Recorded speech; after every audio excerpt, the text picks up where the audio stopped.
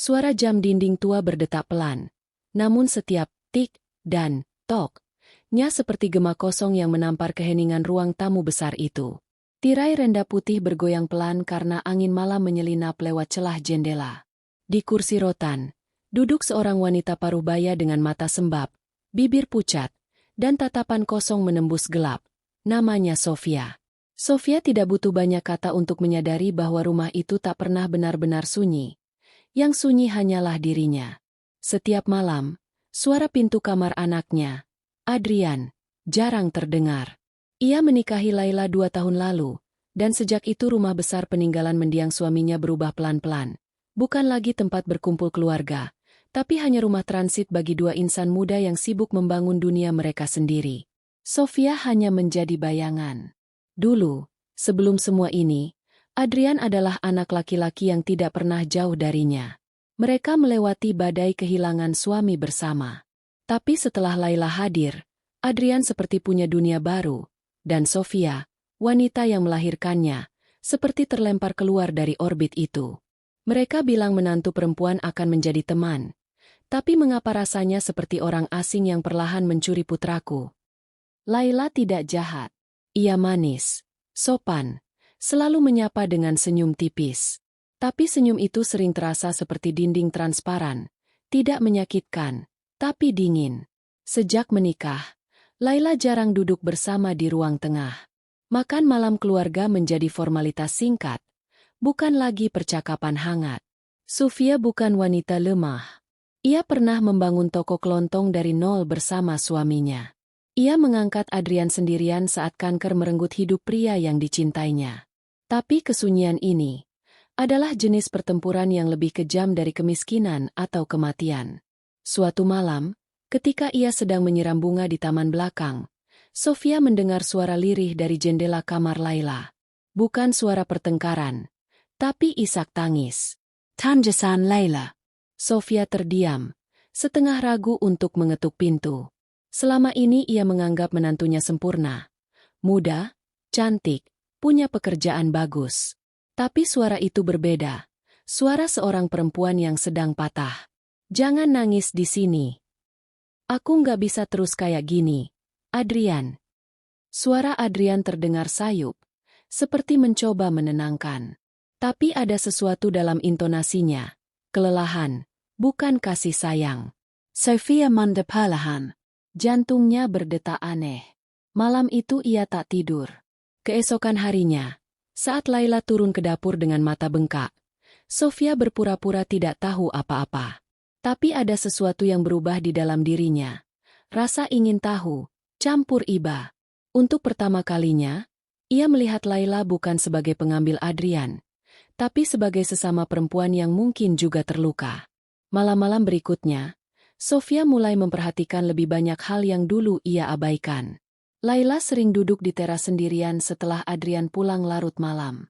Telepon Laila sering berbunyi, tapi ia hanya memandanginya lama sebelum menutupnya. Tatapan Laila pada Adrian sudah tak sama. Bukan benci, tapi kosong. Suatu malam, hujan turun deras. Adrian tidak pulang. Ponselnya tak aktif. Sofia menemukan Laila duduk di lantai dapur, menangis diam-diam. Kali ini ia tidak tinggal diam. Ia mengambil selimut dan menyampirkannya di bahu Laila. Laila tersentak. Matanya merah. "Maaf, Mama. Saya ganggu." "Kau tidak mengganggu. Ini rumahmu juga." Untuk pertama kalinya sejak pernikahan itu, Laila bersandar pada bahu Sofia. Tangisnya pecah. "Di luar, suara hujan seperti dentuman pelan. Serama dengan di gup jantung Sofia yang tiba-tiba ikut sakit. Ia tak tahu kenapa. Tapi air mata Laila menyusuk lebih dalam daripada kesunyian yang selama ini membekapnya." Namun malam itu juga, benih aneh tumbuh di hati Sofia. Perasaan untuk melindungi Laila, bukan lagi hanya mencintai Adrian. Dan tanpa sadar, keheningan rumah itu mulai berubah bentuk. Hujan reda dini hari, tapi bau tanah basah masih menempel di udara. Sofia bangun lebih awal dari biasanya. Matanya berat, tapi pikirannya dipenuhi satu hal, kata-kata Laila malam tadi. "Adrian berubah." Sofia tak bisa berhenti berpikir. Sejak kapan? Mengapa? Anak laki-laki yang dulu memeluknya setiap kali ada badai kini pulang larut malam tanpa kabar. Ia mulai membuka pintu yang selama ini ia kunci. Kenyataan bahwa mungkin ia tidak lagi mengenal anaknya. Hari itu, secara diam-diam, Sofia mengikuti Adrian ketika ia keluar sore hari. Mobil hitamnya berhenti di depan sebuah restoran mewah di pusat kota. Lalu, seorang perempuan muda turun dari taksi dan langsung merangkulnya. Bukan Laila. Sofia terpaku dari balik pepohonan. Nafasnya tercekat. Dunia seakan runtuh pelan. Bukan karena ia cemburu sebagai ibu, tapi karena ia melihat menantunya menangis semalam, sementara anaknya merangkul wanita lain dengan senyum lembut. Air matanya jatuh tanpa sadar. Hatinya seperti retak untuk kedua kalinya dalam hidup. Sofia tidak langsung menceritakan ini kepada Laila. Tapi sesuatu berubah dalam dirinya. Ia mulai mendekati Laila dengan cara yang lebih dalam, membuatkan sarapan, menemaninya ke pasar, bahkan sesekali berbincang tentang masa lalu. Laila, yang dulu canggung, perlahan membuka diri. Jangan bilang begitu. Sofia mencoba menyangkal, tapi suaranya goyah. Pernikahan kami, bukan karena cinta. Lebih ke formalitas. Dia masih belum bisa melupakan seseorang. Sofia membaiku. Seseorang. Perempuan yang dia pacari dulu. Mereka putus. Tapi dia nggak pernah benar-benar pergi dari hatinya. Kata-kata itu menusuk seperti belati. Perempuan itu mungkin saja wanita yang dipeluknya di restoran semalam. Sofia ingin marah. Tapi pada siapa? Pada anaknya yang ia besarkan dengan sepenuh hati? Atau pada dunia yang begitu kejam pada perempuan? Malam itu, Laila kembali menangis. Tapi kali ini Sofia tidak hanya jadi bahu sandaran.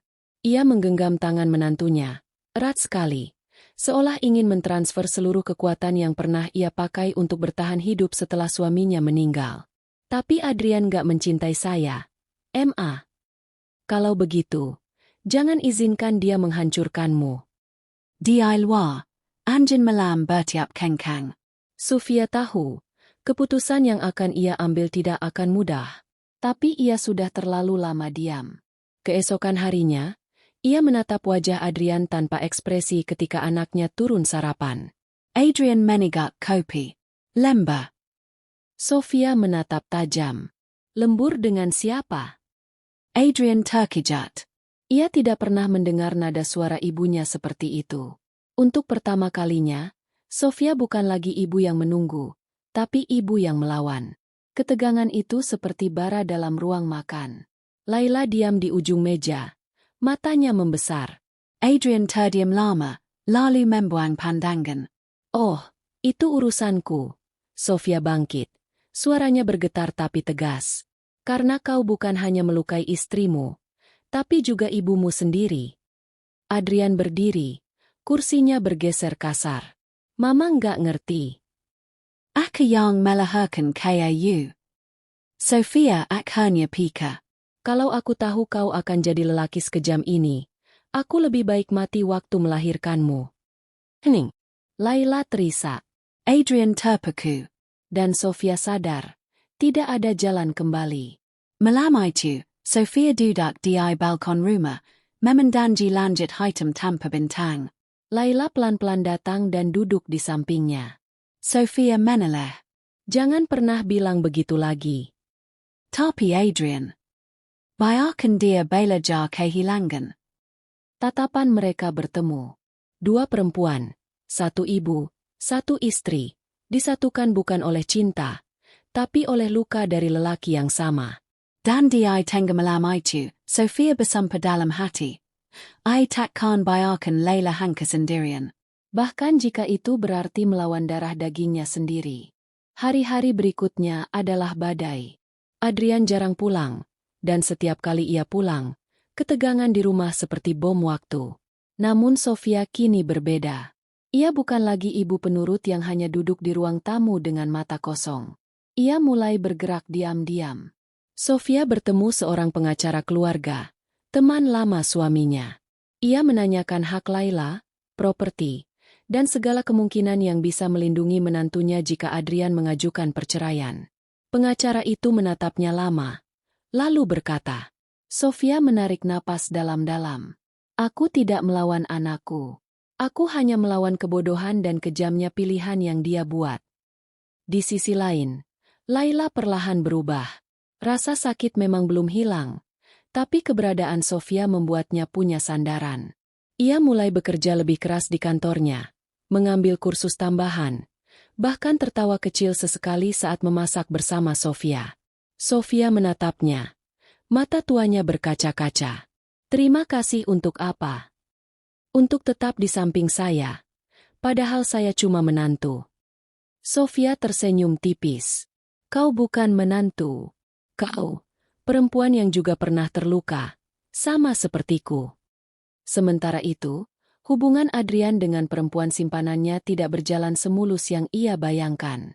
Tekanan dari keluarga, masalah finansial, dan jarak emosional dengan ibunya mulai membuatnya runtuh pelan-pelan. Ia pulang suatu malam dalam keadaan mabuk, berteriak, menuduh semua orang melawannya. Tidak, Adrian, jawab Sofia tenang. Kau yang membuat semua orang menjauh darimu. Adrian menangis. Bukan seperti lelaki dewasa, tapi seperti boka kecil yang kehilangan arah. Namun Sofia tidak lagi luluh seperti dulu. Beberapa minggu kemudian, keputusan besar diambil. Laila mengajukan pisah rumah sementara. Bukan karena benci, tapi karena ia ingin menyelamatkan dirinya sendiri. Adrian mencoba menahannya, tapi Laila sudah tidak menangis lagi. Sofia berdiri di belakang Laila saat koper diangkat ke mobil. Bukan sebagai ibu Adrian, tapi sebagai tembok kokoh bagi seorang perempuan yang akhirnya memilih dirinya sendiri. Adrian hanya bisa menunduk. Ia kehilangan dua wanita dalam satu waktu. Istrinya, dan ibunya yang selama ini selalu ada, kini berdiri di sisi yang berlawanan. Setelah kepergian Laila, rumah itu tidak lagi sunyi. Aneh, tapi benar. Karena untuk pertama kalinya, Sofia tidak lagi menunggu seseorang mencintainya kembali. Ia sudah cukup mencintai dirinya sendiri. Bulan berganti. Musim hujan datang lagi. Suatu pagi, surat datang. Laila mengirimkan kartu pos dari kota lain. Air mata Sofia menits. Bukan air mata sedih, tapi air mata lega. Ia berdiri di taman belakang rumah, tempat ia dulu mendengar tangisan Laila untuk pertama kali. Udara pagi sejuk menyapa wajah tuanya, tapi hatinya hangat. Di ujung jalan, Adrian kembali berdiri.